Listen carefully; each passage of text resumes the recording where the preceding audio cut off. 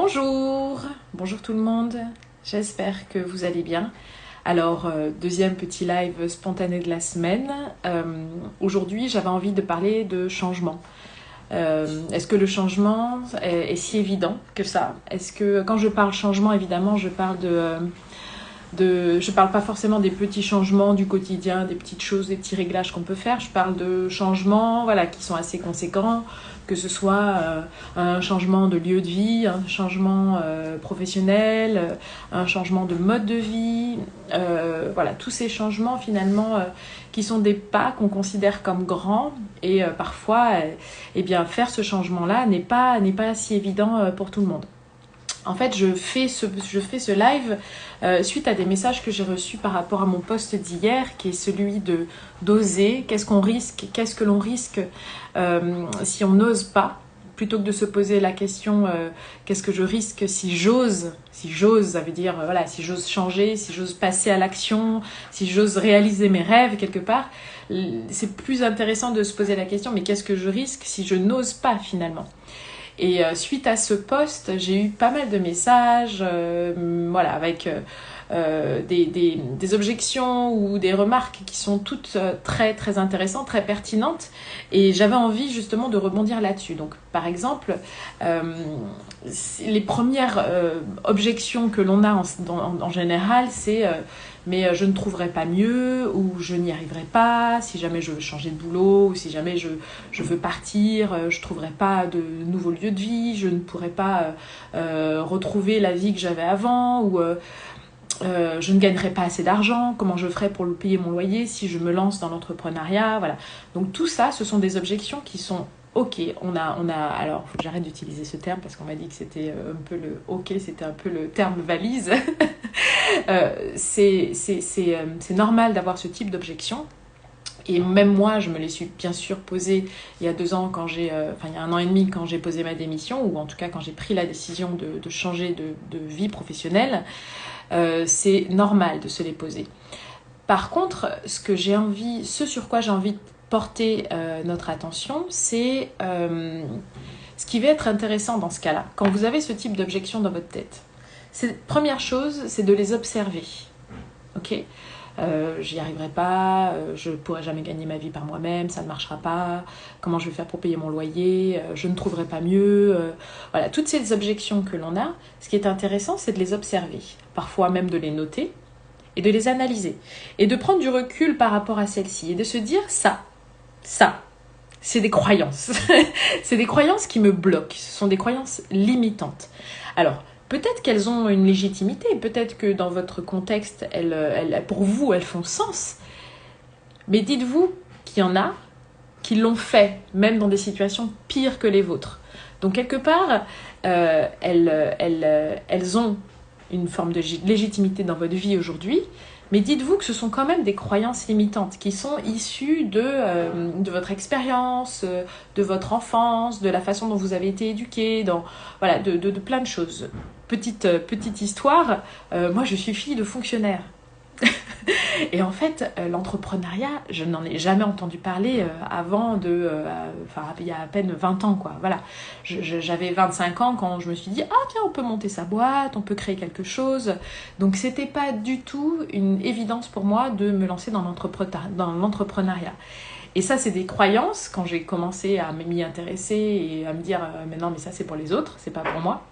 Eh bien, j'ai commencé à analyser, à prendre du recul par rapport à ces croyances et peut-être à changer mon état d'esprit par rapport à cela, en me disant que faut que j'arrête de me mettre des barrières, faut que j'arrête de croire que c'est pas vrai, c'est tout à fait à ma portée, c'est à la portée de n'importe qui, est motivé et se donne les moyens d'y arriver. Donc la première chose, c'est vraiment de se dire ces objections, je prends du recul, ce sont des croyances et je les note, et dès qu'elles reviennent, j'essaye de les laisser passer. Vraiment les laisser passer, un petit peu comme un nuage gris, je les laisse passer et je garde le cap. Je me dis, voilà, pourquoi je fais ça? Pourquoi j'ai décidé de changer? Si je n'avais pas décidé de changer, où je serais? Donc dans ma situation d'avant. hein, qui est peut-être quelque chose qui vous a un peu poussé aussi à prendre cette décision de changer.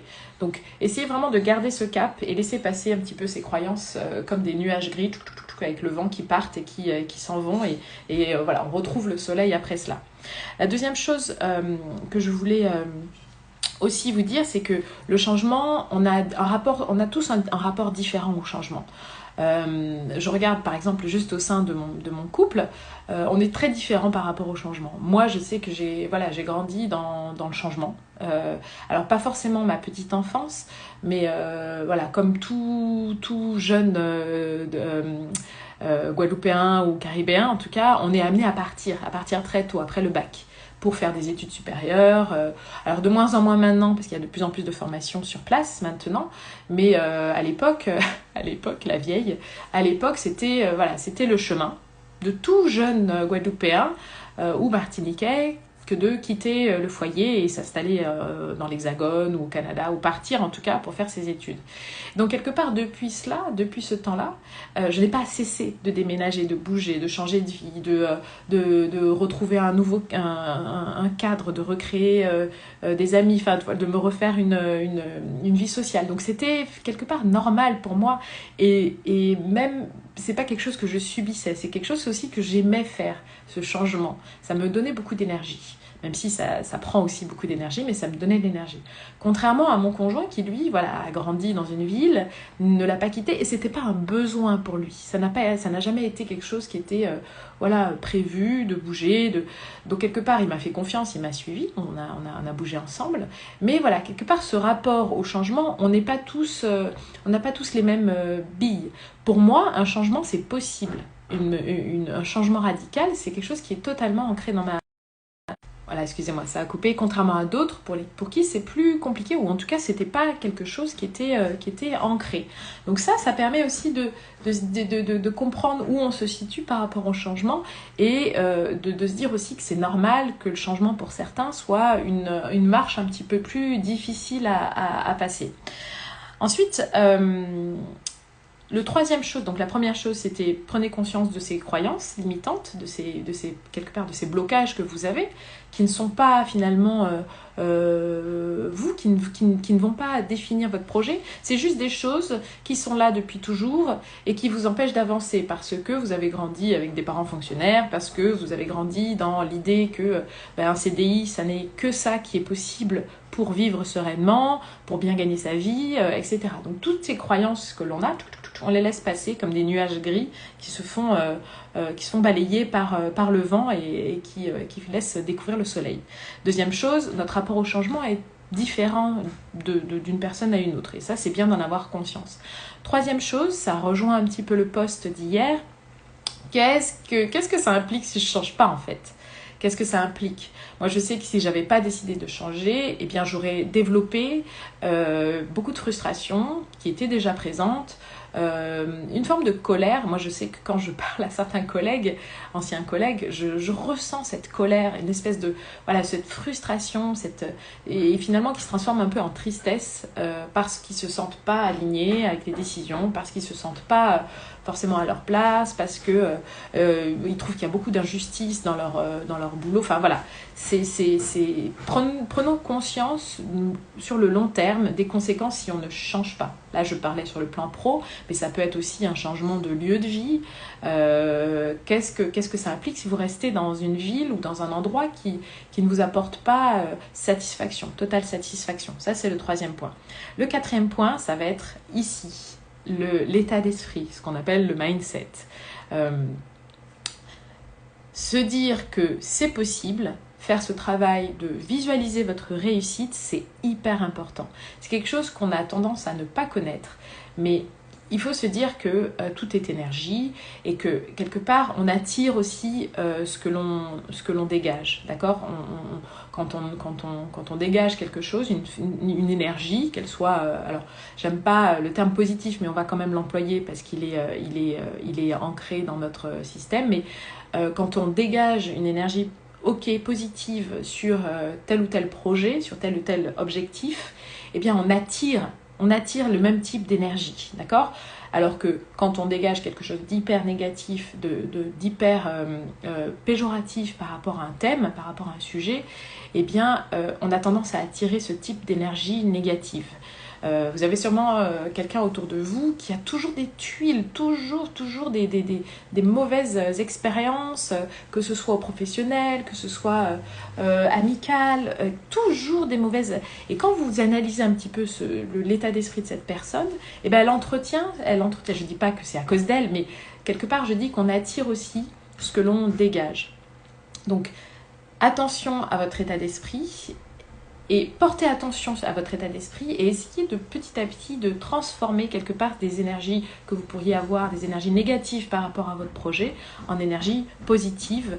Et ça, bon, il y a plein d'exercices, moi, que je partage dans mes accompagnements pour changer ces énergies-là. Et vous allez voir que vraiment, visualisez-vous en train de réussir, visualisez-vous en train de changer et de réussir ce changement, c'est hyper puissant et vous allez voir que vous allez attirer sur le long terme. Vous le faites plusieurs fois par jour. Dès que vous y pensez, pouf, je m'imagine en train de réussir. Je m'imagine. C'est pas quelque chose. C'est pas de l'ordre de la rêverie. Hein. On est vraiment en train de se dire qu'on va programmer notre cerveau pour quelque part qu'il conspire en notre faveur. D'accord ?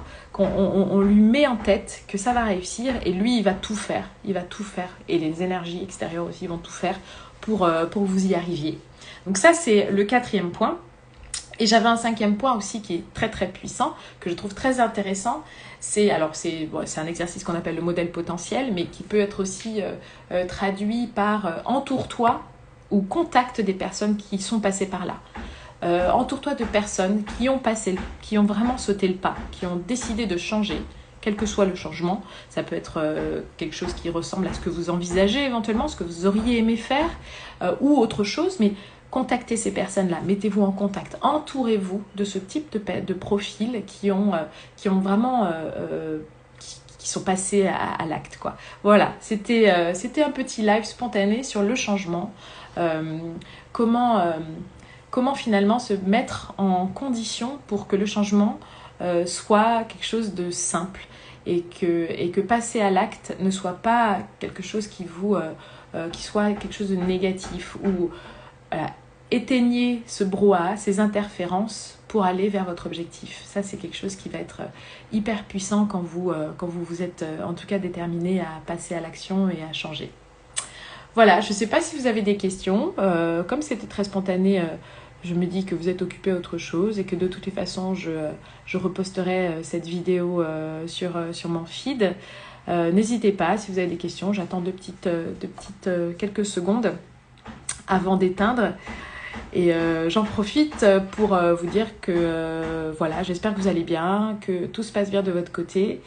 Et voilà. Bon, pas de questions. Alors je vous dis à bientôt. Salut!